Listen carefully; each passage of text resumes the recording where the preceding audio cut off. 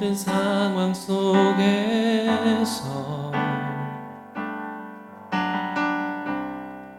주를 찬양할지라.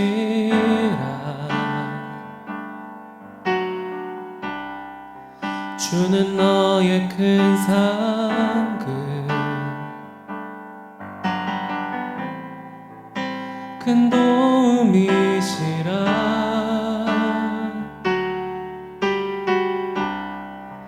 주의 얼굴 구할 때 주의 영을 부으사 크신 사랑 안에서 주를 보게 하소서.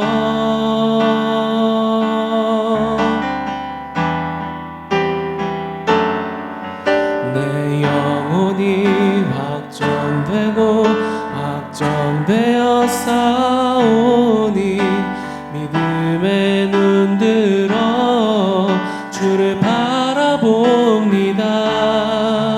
내 영혼이 확정되고 확정되어 싸우니 믿음의 눈 들어 주를 바라봅니다. 내 영혼이 확정되고 확정되어 싸우니 믿음의 눈 들어 주를 바라봅니다. 내 영혼이 확정되고 확정되어 싸우니 믿음의 눈 들어 주를 바라봅니다.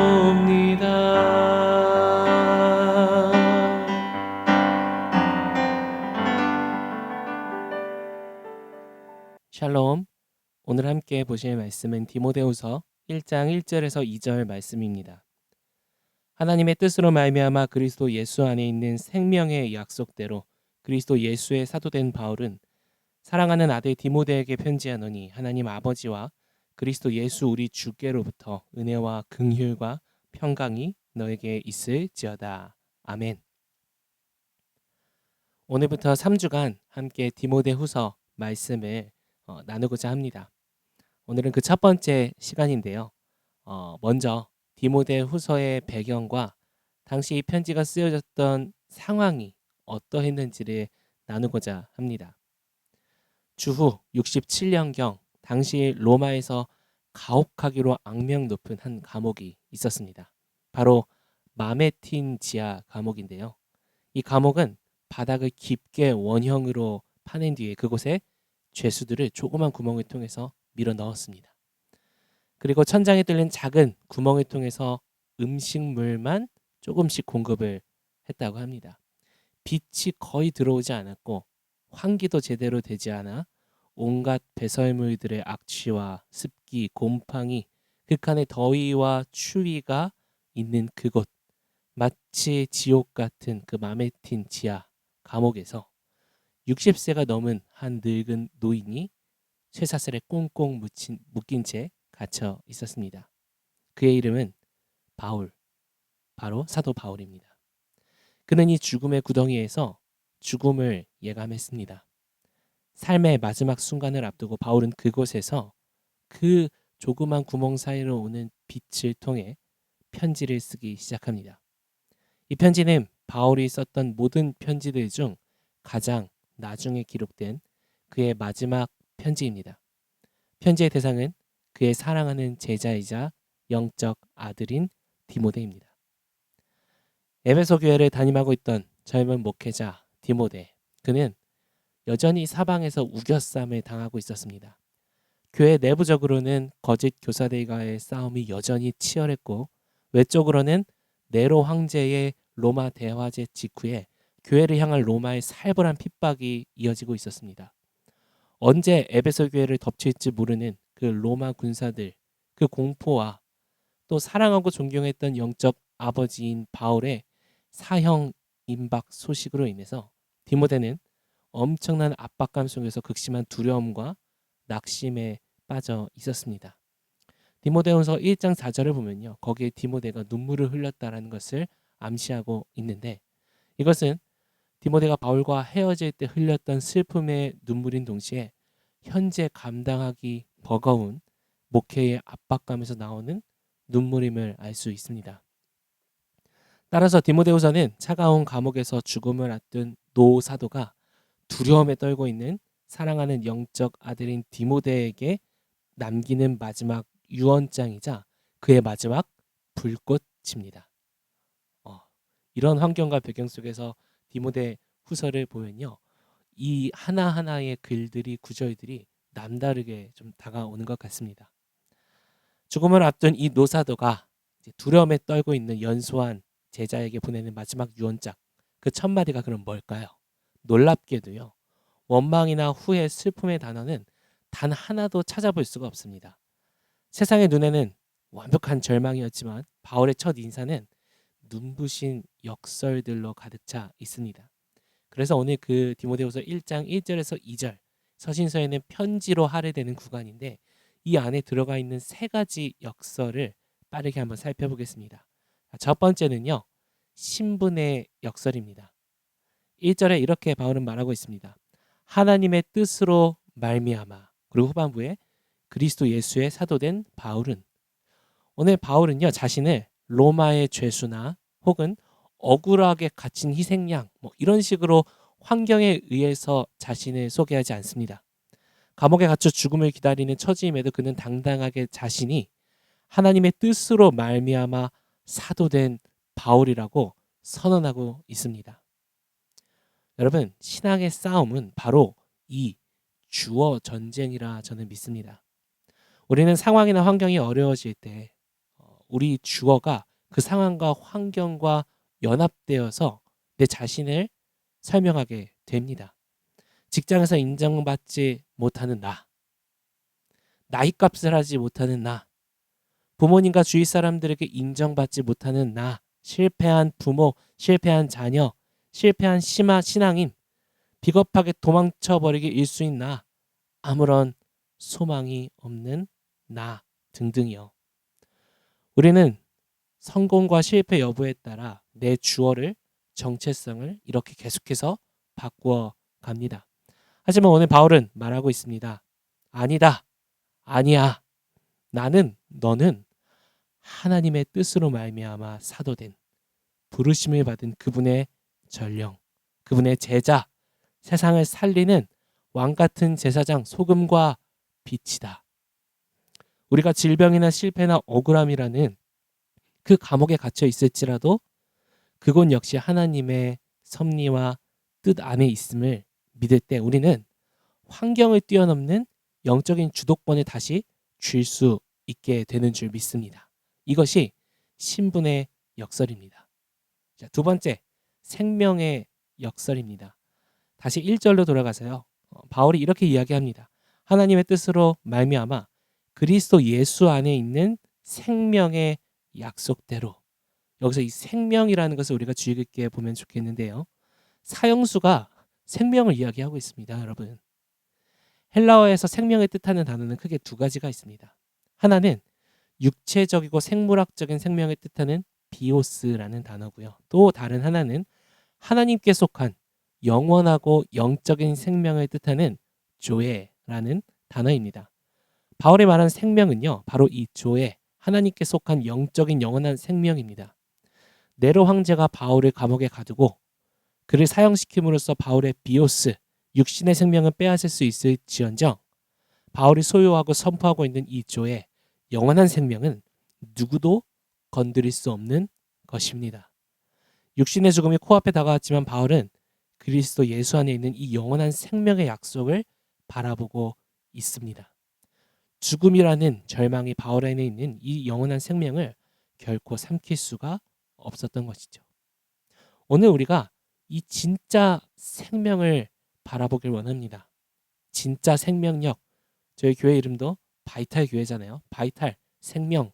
저는 이 바이탈이 원어로 이 비오스 조에 이걸 한 건 아니었지만 저는 오늘 본문을 통해 우리가 가지고 있는 그 생명이 이 조회임을 다시 한번 깨닫게 됩니다. 바이탈은요, 모든 것이 잘 풀릴 때가 아니라 절망의 문턱에 있을 때 더욱 빛을 발합니다. 예수 그리스도 안에 있는 자에게 실패와 고난은요, 패배가 아닙니다. 심지어 죽음조차 우리에게는 마침표를 찍을 수 없습니다. 이 조의 생명의 약속이 오늘 우리를 짓누르는 삶의 죽음 같은 고통들을 이기게 할 수 있기 때문입니다. 바울은 디모데에게 간접적으로 묻고 있는 겁니다. 이 인사를 통해서. 디모데야, 사방으로 우겨쌈을 당하고 눈물을 흘리고 있는 내 아들아, 이 절망적인 상황에서 너는 이 생명, 네 안에 영혼에서 터쳐져 나오는 이 조의 생명이 역동하고 있느냐, 그 바이탈이 역동해서 네 안에 살아 숨쉬고 있느냐라고 묻고 있는 겁니다. 이것이 바로 생명의 역설입니다. 마지막 세 번째, 축복의 역설입니다. 2절을 보겠습니다. 사랑하는 아들 디모데에게 편지하노니 하나님 아버지와 그리스도 예수 우리 주께로부터 은혜와 긍휼과 평강이 너에게 있을지어다. 아멘. 가진 것이 하나도 없는 감옥 안에 이 늙은 죄수가요, 감옥 밖에 있는 이 자유인인 디모데에게 도리어 은혜와 긍휼과 평강을 빌어주고 있습니다. 근데 여기서 조금 특이한 점이 있습니다. 바울은 로마서나 고린도 전후서, 에베소서 등 이 대부분의 일반 서신에서는 인사할 때 항상 은혜와 평강을 인사말로 사용했습니다. 그런데 유독 목회 서신인 디모데 전후서, 디도서에서는 그 사이에 긍휼을 끼워 넣어서 인사를 합니다. 여기서 나오는 이 긍휼의 원어는 엘레오스라는 단어인데요. 비참한 처지에 있는 대상을 향해 내 창자가 끊어지듯 불쌍히 여기는 이 하나님의 마음이 바로 이 엘레오스라는 단어입니다. 바울은 핍박의 시대의 교회를 이끌면서 그 두려움과 압박감에 짓눌려서 눈물을 흘리고 있는 영적 아들인 디모데를 보면서 그에게 지금 가장 절실하게 필요한 것은 이 하나님의 긍휼이라는 것을 알고 있었습니다. 본인이 겪어온 그의 인생 후반부의 수많은 고통 속에서 아마 동일하게 그 하나님의 긍휼을 구했을 터이고, 그 하나님의 긍휼을 통해 다시금 일어났던 바울이었을 겁니다. 그렇기 때문에 오늘 자신의 영적 아들인 디모데에게도 그 긍휼을 빌어주고 있습니다. 아마 이런 마음이지 않았을까요? 하나님, 이 연약한 아들을 불쌍히 여겨주십시오. 바로 이러한 노사도의 애틋한 마음이 오늘 이 인사말에 긍휼이라는 단어를 더하게 된 겁니다. 여러분, 우리는 강한 자가 아닙니다. 우리는 숙련된 조교가 아닙니다. 우리는 능력 있는 자가 아닙니다. 그것을 인정하고 하나님 앞에 긍휼을 구하는 그 겸손함과 신뢰가 진정 우리를 강하게 만드는 줄 믿습니다. 결론입니다. 오늘 여러분을 둘러싸고 있는 이 마메틴 지하 감옥은 무엇입니까?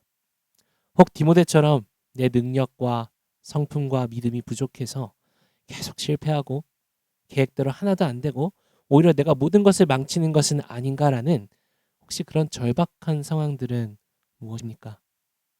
바울은 가장 어둡고 비참한 곳에서 가장 밝은 역설의 생명을 선포했습니다. 그러니 오늘 이 말씀을 통해 스스로에게 선포하시기 바랍니다. 환경에 짓눌리지 말자. 우리는 하나님의 뜻으로 부르심을 받은 성도입니다. 우리에게는 하나님께서 역동하는 사라지지 않을 빼앗길 수 없는 그 조의 그 영원한 생명 바이탈을 선물로 주셨습니다. 이것은요, 단순히 천국 가는 티켓이 아닙니다.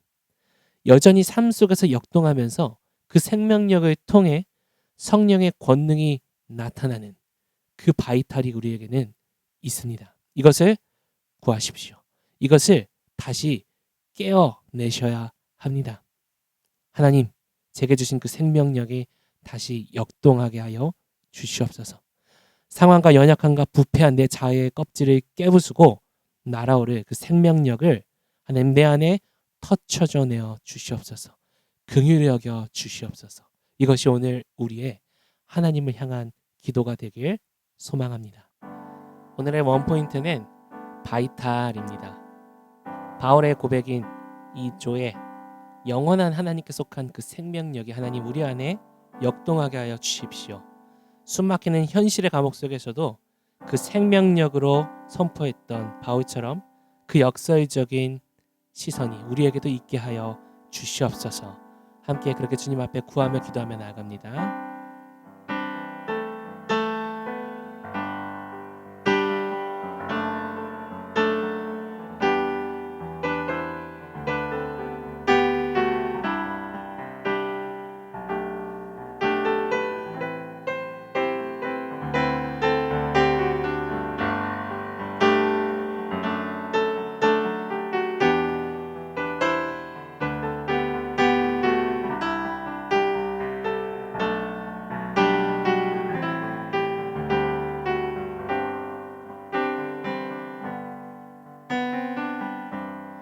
하나님, 오늘 우리는 수없이 많은 어려움과 예측하지 못한 상황들로 인하여서 때로는 넘어짐과 실패로 인하여서 우겨쌈에 당하고 있습니다.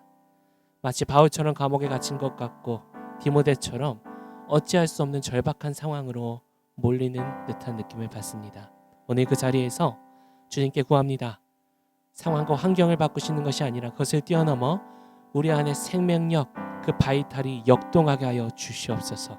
나를 통해 주님의 성령의 능력이 나타나고 모든 것을 뛰어넘는 하나님의 그 은혜가 내 삶을 지배하게 하여 주시옵소서. 오늘 하루도 그렇게 우리와 동행하시고 역사하실 주님께 감사를 올려드리며 예수님의 이름으로 기도합니다. 아멘.